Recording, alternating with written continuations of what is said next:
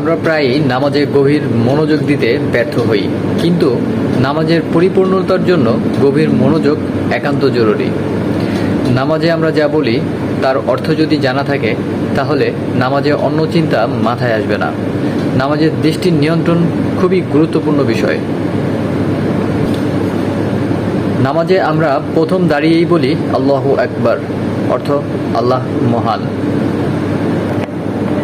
তারপর সানা পড়ি সুবহানাকা আল্লাহুম্মা ওয়া বিহামদিকা ওয়া তাবারাকা ইসমুকা ওয়া তাআলা জাদ্দুকা ওয়া লা ইলাহা গায়রুকা, অর্থ হে আল্লাহ, তুমি পাক পবিত্র, তোমার জন্য সমস্ত প্রশংসা, তোমার নাম বরকতময়, তোমার গৌরব অতি উচ্চ, তুমি ছাড়া অন্য কোনো উপাস্য নেই।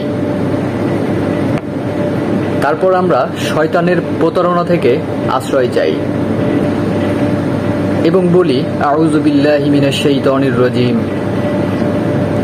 অর্থ বিতাড়িত শয়তান থেকে আল্লাহর কাছে আশ্রয় প্রার্থনা করছি। আল্লাহর পবিত্র নাম দিয়ে, তার দয়া করুণার গুণ দিয়ে নামাজ এগিয়ে নিয়ে যাই। বলি বিসমিল্লাহির রহমানির রহিম, অর্থ পরম করুণাময় অসীম দয়ালু আল্লাহর নামে আরম্ভ করছি। এরপর সূরা ফাতিহা দিয়ে নামাজ শুরু করি।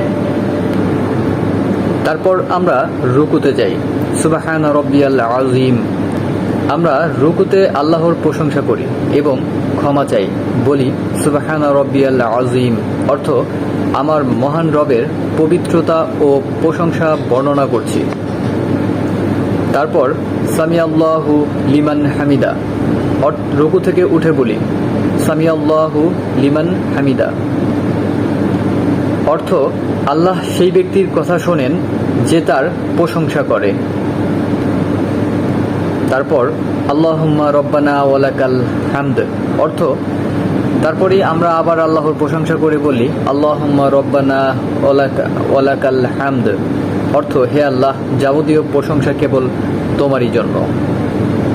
তারপর আমরা সিজদায় গিয়ে বলি সুবহানা রাব্বিয়াল আলা, সুবহানা রাব্বিয়াল আলা, সুবহানা রাব্বিয়াল আলা, অর্থ আমার মহান রবের পবিত্রতা বর্ণনা করছি।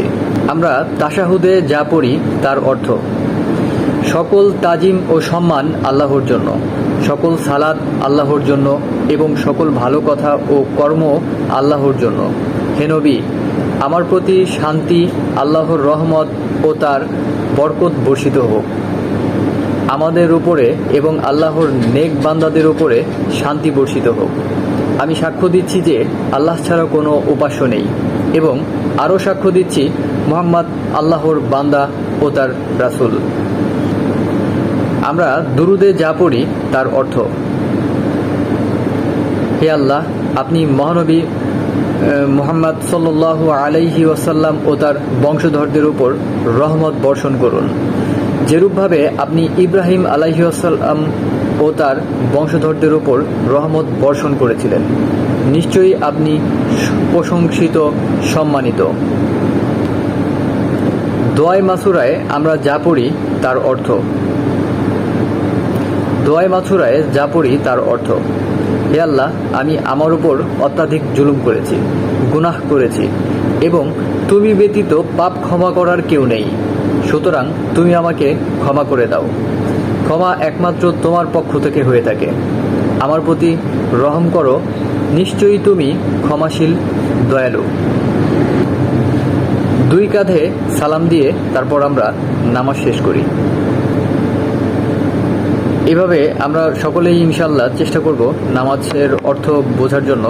অর্থ বুঝলে আসলে আমাদের মহান রবের প্রতি প্রশংসা, তার সম্মান, তার জিনিসগুলো আমরা খুব সঠিকভাবে বুঝতে পারবো ইনশাআল্লাহ। সবাই দোয়া করবেন আমার জন্য, আমিও যাতে এভাবে অর্থ বুঝে নামাজ আদায় করতে পারি।